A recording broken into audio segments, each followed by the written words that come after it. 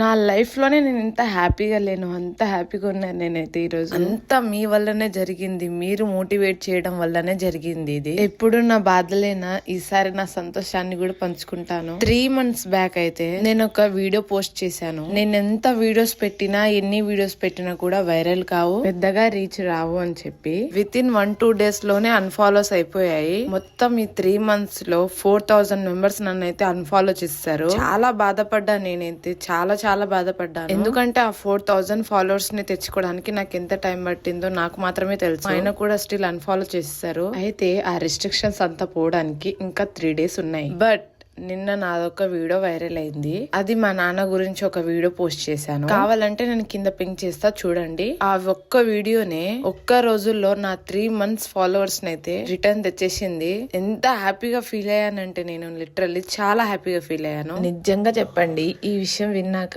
ఎంత మందికి హ్యాపీగా అనిపించింది?